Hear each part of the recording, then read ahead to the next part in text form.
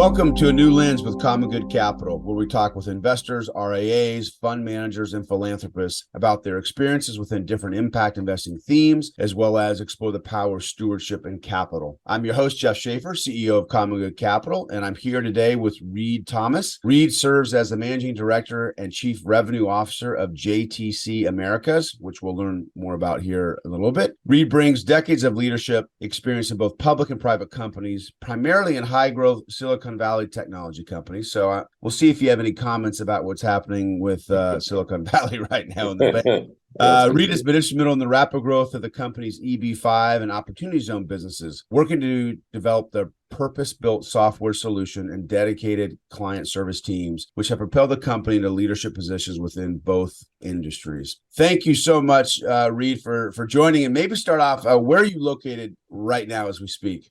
Well, thanks, Jeff, for having me. I am currently in Jersey, which is not New Jersey, what the folks here affectionately call Old Jersey, which is part of the UK family, I guess. And it's actually, though, technically closer to France than it is to the UK. So I'm 8 miles off the coast of France on a little island that's 5 miles by 9 miles long, called Jersey, and I'm learning to drive on the wrong side of the road, Jeff. That's what's going on. Are you getting used to it? You know, it's funny.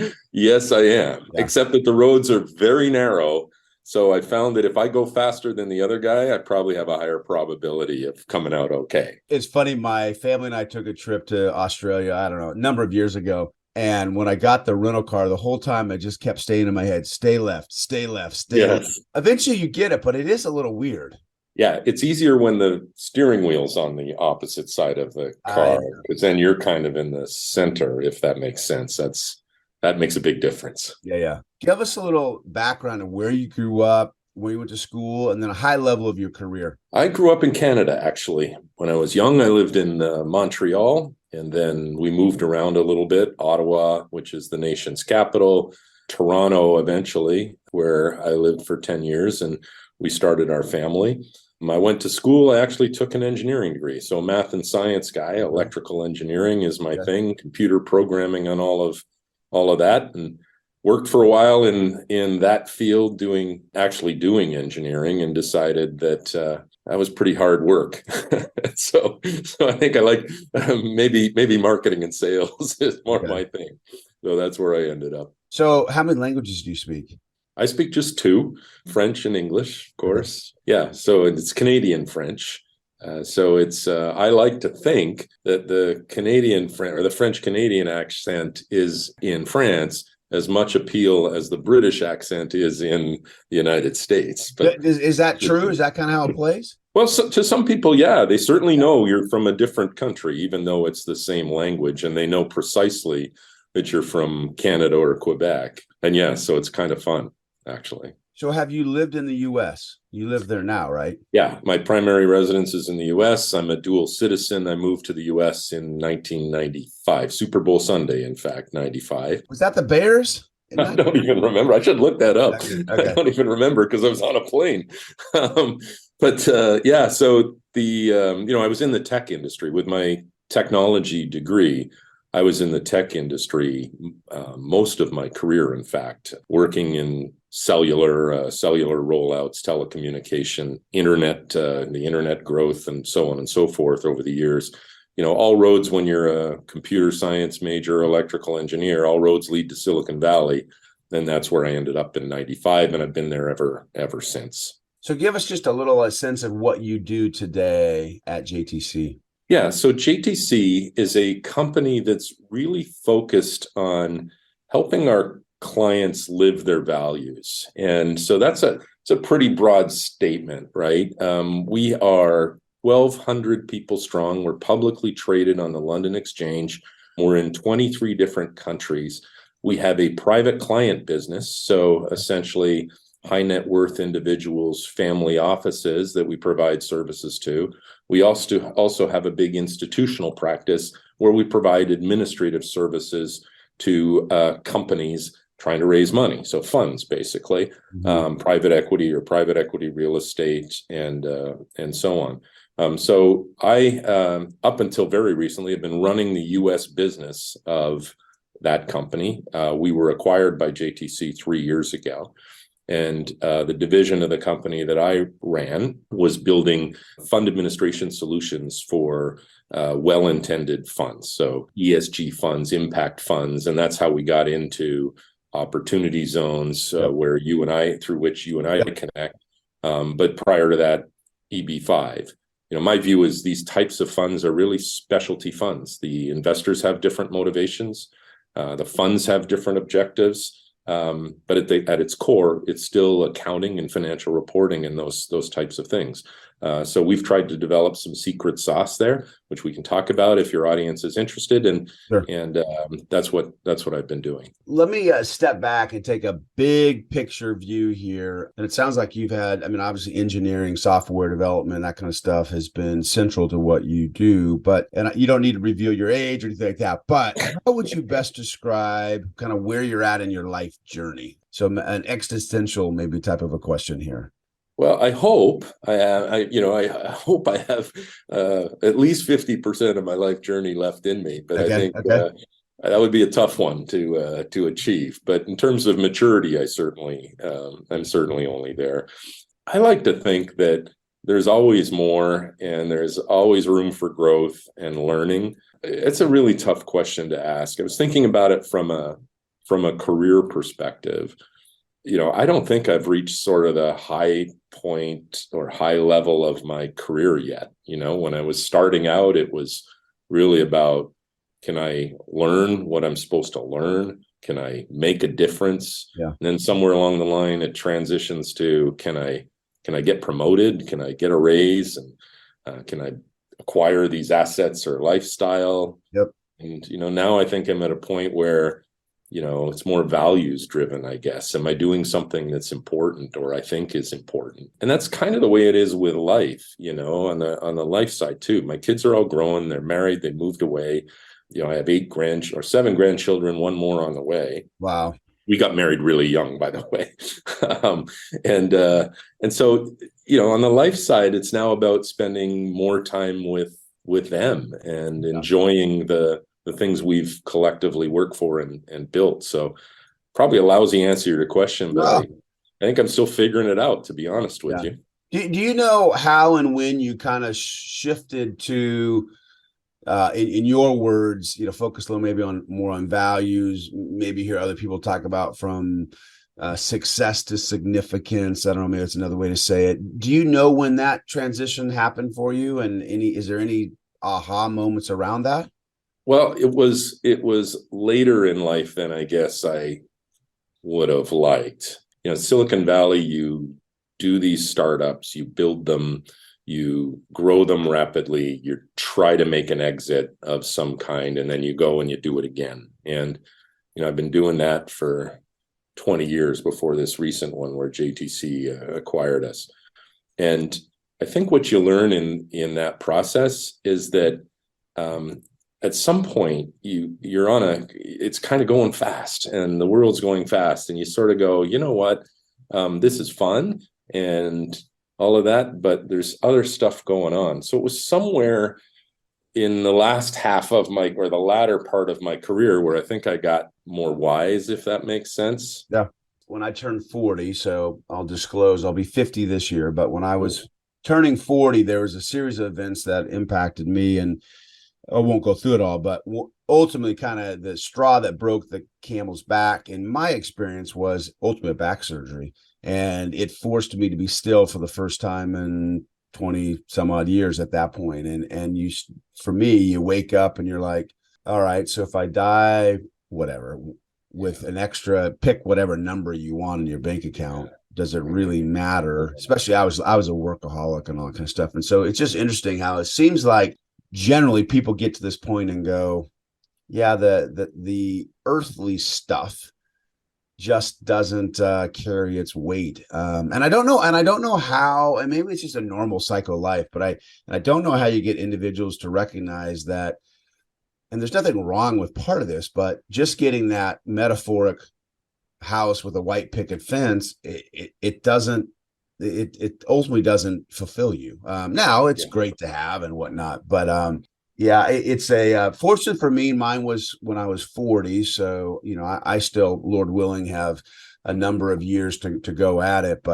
But it is interesting to talk to people when they make that transition. So I appreciate you sharing a little bit about. Yeah, it's a really fascinating thing. Our private client business, the expression is time is the new luxury. And you get to the point where you start to realize that, right? The more things you sort of acquire, or the more Yep. assets you build up, the more wealth you build up, the more things you have to worry about and take care of, right? Yep. And you sort of get to a point where that clicks in your mind, and you want time, and you can't buy time. So you have to start making other adjustments, right? Yeah, it's funny you say that because we ultimately downsized our house, which has been great from a mental perspective. And we went through this whole thing, just like what you said. It's like the more stuff you have, just the more time and chaos it creates. Although I have also found ourselves 10 years removed from that, it's easy to slip back into that mode. And, like we bought some land that's, 45 minutes away from here. It's nothing special, but Yeah. we go out there and do bonfires and putz around. And every time you add, I mean, on one hand, it's wonderful, but it's like, oh, geez, I just made Now this. I got to go take care of I got to go mow this stupid thing. Yeah. So exactly right. yeah, interesting. Okay, this is a big question. But in light of this whole significance time thing, how are you trying to change the world today? Whether that be big or whether it be small, I'd just be curious what's in your brain on how you're trying to leave a legacy or make a difference.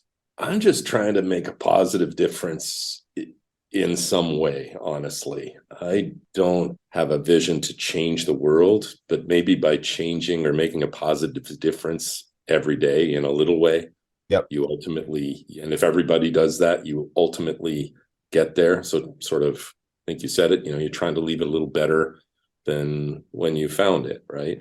And this gets back to the question sort of about career and life's mission and so on that you were asking before.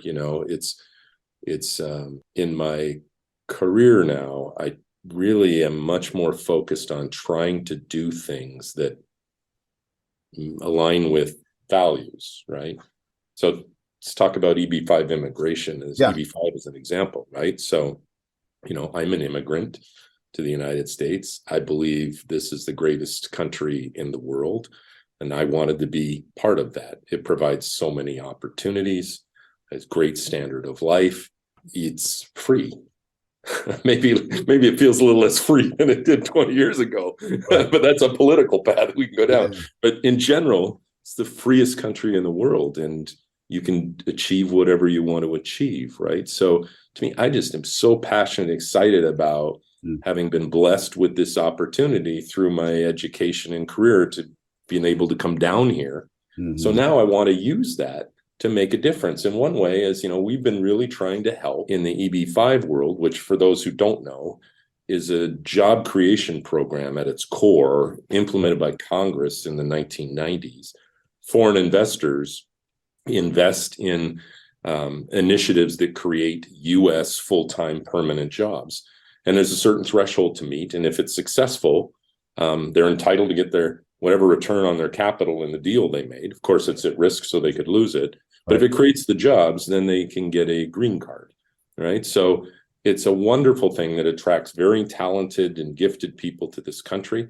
The best job creation program in ever. It's created hundreds of thousands of jobs, and it costs the U.S. taxpayer nothing.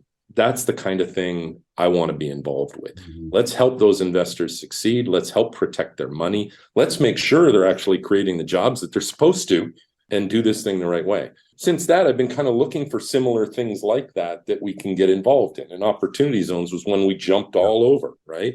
I was blown away by the presentation our friends at EIG did about health and life outcomes based on where you live and the conditions around where you live. So that really moved me. And we developed another solution to try to make sure that program continues as long as it possibly can. It's funny, back to politics really quickly. It's funny how a great idea like opportunity zones, the minute it's pushed out there, so many people are saying, let's kill this thing. It's Yep. another tax gift for the rich and all that. So our approach has been, well, let's prove that it's actually doing the good it's intended to do. And if it is, let's keep it going. If it's not, okay, we'll tweak it, right? Or we'll end it, what have you. So that's what I'm trying to do in one little way, trying to make these things better, make them work. And I know you're being humble, but I actually think it's more than just a little way. So I just commend you for what you guys are doing. We were involved in the opportunity zone very early. Again, not really I mean, yes, we have an investment mindset, so that's always the case. But originally we were drawn to it because of just the impact that this capital could have on these communities. And you are right. If you actually look at the way that program was researched and set up, and nothing's ever perfect, you're like, this actually can move the needle. And so it's really frustrating when you have a government come together, bipartisan, try to come up with solutions, and then people are shooting it down. And of course, then you get people who will abuse it and whatnot. But once you get through all that mess, there still is, like, in the case of opportunity zones, there's still a real unique opportunity that's potentially a win-win for everybody. And frankly, I think we need more of that in the system. So I don't know if this next question will tie into anything you just said. You've obviously been in Silicon Valley, you're doing what you're doing today. When did you realize the power of capital, and maybe what does that mean to you? Oh, wow. Yeah, I think it was Silicon Valley that taught me that lesson, and really drilled it home. I was really fortunate, I think, being in the telecommunications part of the technology sector during the digital revolution, right? Where the cellular networks were being rolled out globally. There were things that maybe your listeners will laugh, but, when voicemail came into be, what a game changer in terms of productivity. Fax machines, what a game changer in terms of productivity and ease of life and all of that sort of stuff. It's still amazing. I'm old enough that back in my first sort of sales job, I'd go to the local library to pull out books of company listings and who was running these different companies. And then you'd write them down on a paper and send letters to these people, right? And think about that. And think about where we are today, with marketing automation and all these things. So really blessed to see all of these things and have been involved with all of these things. But Silicon Valley teaches you the value of capital, because you got to have a well-funded company, and you've got to have good, strong backers behind you that are willing to invest and take some risk and ride the ups and downs. I mean, you run a small business. We haven't talked about this, but I'm sure you've adjusted and pivoted and changed your plan and your approach as you've learned. And that takes capital to be able to ride those things out. And so what happens in Silicon Valley, of course, is those that are the best ideas or the best inventions don't always survive and don't always win. You have to have a combination of the right capitalization and a good idea. And that was the thing that I learned going through Silicon Valley. You can have the greatest idea in the world and the coolest product ever, but if you don't have the money to get that idea out there, build the product, market it, it doesn't matter. I don't have visibility into all the things that have failed over time, but I'm sure there's some great things that never found the light of day that would have had a really positive impact on the world. What does stewardship mean to you? Yeah, leadership by example, I think, is what that means to me. Okay. As I've gotten older, try to listen better, try to really understand what people are saying. And I'm really lucky because being on sort of the marketing or business development side of that company, I get to talk to a lot of people who have really interesting ideas. And those ideas, you can piece them together. Sometimes you don't have ultimate clarity of, okay, this is a direction we should go. I manage a lot of people at this company, and it's not always clear that we're on the right path. I jokingly say I'm often wrong, but I'm never in doubt. but half the battle sometimes is leading based on your gut and believing, and so leading by example, and you adjust by listening and learning, I guess, is what I would say. So I know one of the things, because you and I have had discussions about this previously, is you have done a survey in this broader impact, values, alignment, investing space. Any learnings there that may be of interest to our listeners, as well as you guide your business in this space? Any nuggets that you'd be willing to share with us? Yeah, that's a really good example, actually, of stewardship in a way, right? Because we do these surveys to try to listen and learn and use the information to develop solutions or help move the industry forward.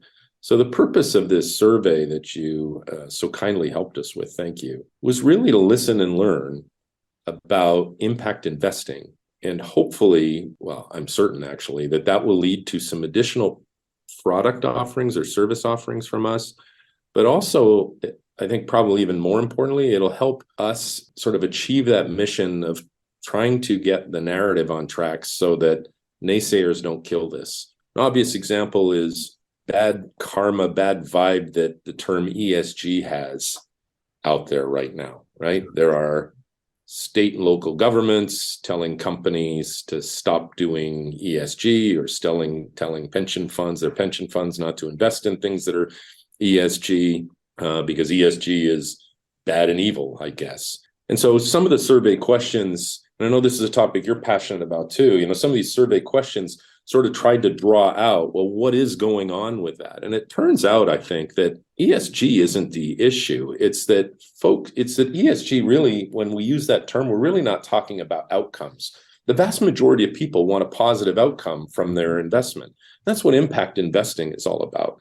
So the use of the terminology, that's one thing we learned, right? People really don't understand the difference. Mm-hmm. There's hundreds and hundreds of frameworks out there. People really don't get what they are. They've heard of them, but they don't really get what they are. Younger people, this is sort of obvious, are much more passionate about this than boomers like me. Mm-hmm. Not to say I'm not passionate about it, but it's just a generational thing, right? So the key takeaway from me, and there's 4 or 5 other things, Jeff, we could talk about, but the key takeaway really is that this is a movement. This movement towards, you can make an investment and do good at the same time is a movement. And I think eventually that's what investing will be, right? Just like I evaluate the financial return, I'll evaluate the impact. And so maybe we'll stop talking about impact 5 years from now and it'll just be investing. Obviously I've drunk the Kool-Aid, but I'm got my own capital in this movement. But it's interesting. So I originally started my career at Van Kampen, which is a mutual fund company, UIT company back in the mid 90s. And the question that was being addressed there, this was around unit investment trust, was, will people actually buy a basket of unmanaged securities, whether it's, and it had been done big time with bonds, and then would it be done with equities? Well, that question got answered, and ultimately it was the ETF model that then took that to trillions of dollars. So that was the first question that I got to watch in my career. The second question was, will people actually put other things in their portfolio other than stocks and bonds? And that's with alternatives. And that really has been answered. And I think what you just described is actually the third question that people are asking right now is, will people bring their value set into the investment process, recognizing that they want to align their own values and then make sure that the capital is aligning with others, planet others appropriately. And I think to what you just said, and what I'm betting on, is that people will say, yeah, I do want to integrate that into my investing. And look, the truth is, most people, if you go to them and say, hey, here's an investment, you're going to make X return, but it's probably not going to be great for people, most are not like, oh, I want to do that. The challenge is most people have this notion, at least in the US, if I'm doing something good, I can't make money. And my response back to them was, wait, so every time you make money on something, are you doing something bad? And the answer is no, but there's just retraining that somehow, as soon as you bring in heart or your values, that you have to be soft. And it's like, I don't think it has to be that way. I think you're right, 100% right. And, this is back to the survey. This is the second year that we've done that survey.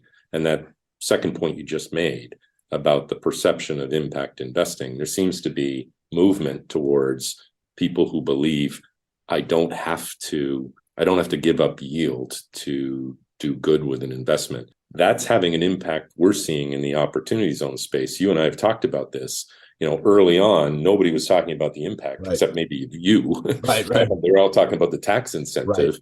Now it's much more impact forward than it was. And on the values point, I think that's the secret sauce, honestly, is positioning your fund to align with whatever the value is. Don't try to be all to all people, right?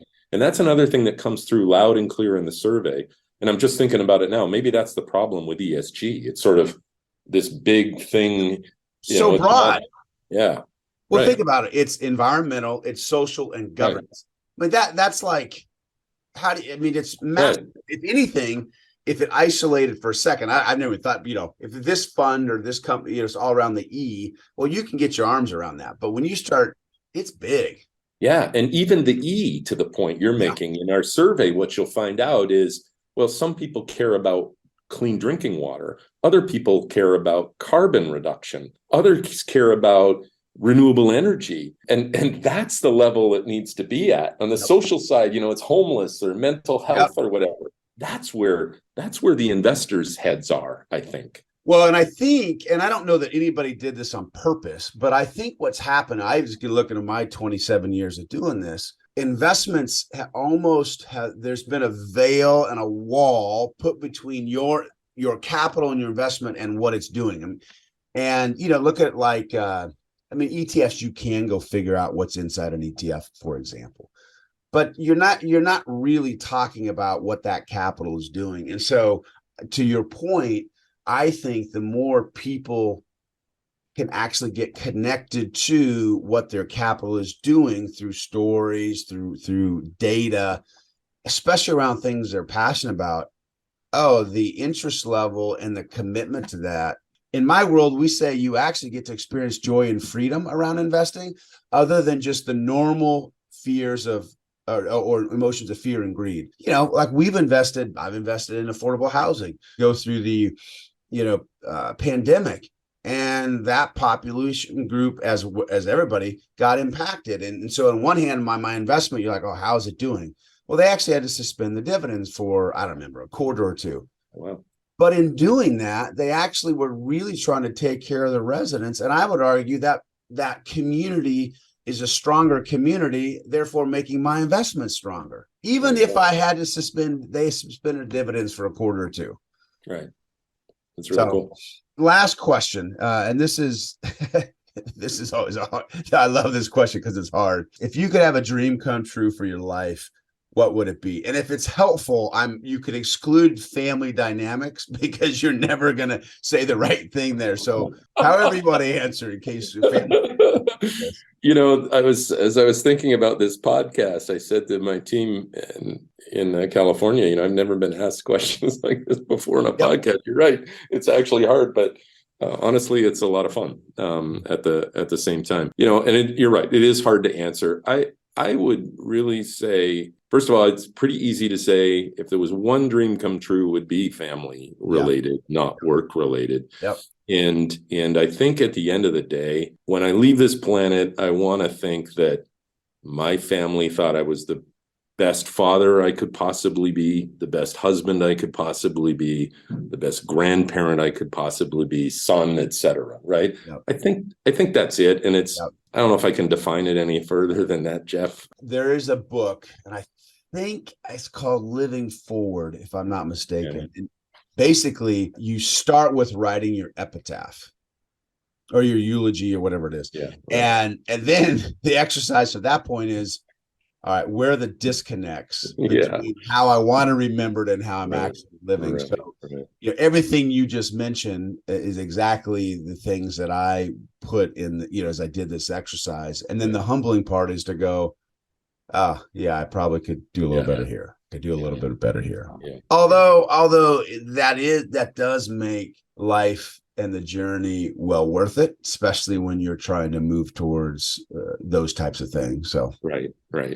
Yeah. No, I get it. And being here in Jersey to bring it full circle is a good reminder of that, because they're very polite, especially polite drivers. They don't have the road rage that we have in the U.S. And so you pretty quickly sort of see yourself in a different light when you compare yourself to them. So Did my wife happen to call you or something to make that comment? It's No. I don't have road rage, but I am not patient. People don't put their blinkers on and that kind of stuff. No, But here but it's funny. It is stop. just that one little thing is a great reminder to go, really? Am I helping myself get to work sooner? Okay, whatever. Maybe it's 45 seconds. Who Yeah, cares? And the you're stress right. that I just created for myself and others is Yeah, you're right. doggone it, Reid. You challenged me this morning, but I love it. Well, thank you. I really enjoyed it. Anything else you'd like to share with the listeners before we sign off? Well, I appreciate what you're doing. I appreciate what you're doing in Adisa to help bring this issue forward.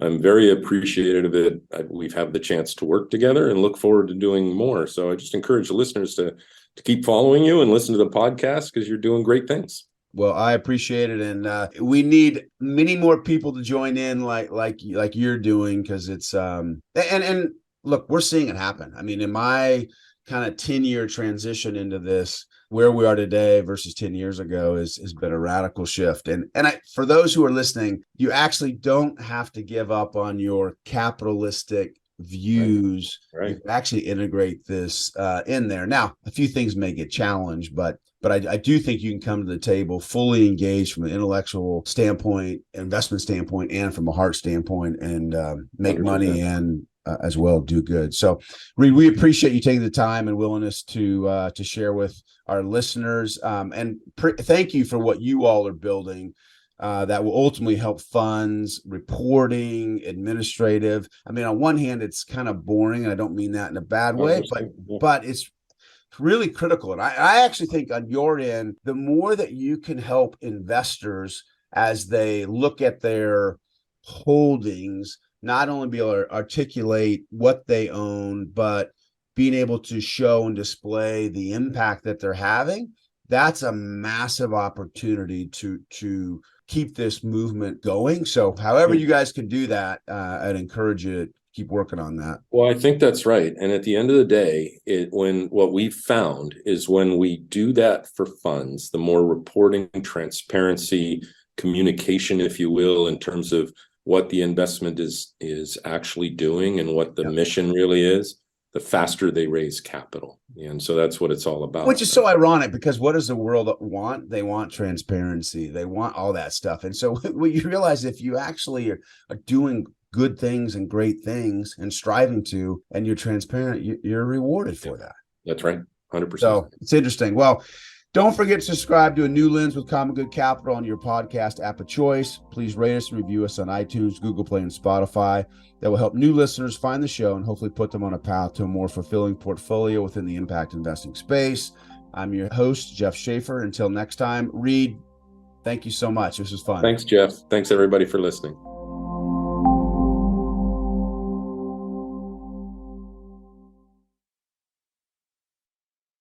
This podcast is a production of CommonGood Capital. It does not constitute an offer or a solicitation of an offer. Such offer would only be made through a private placement memorandum.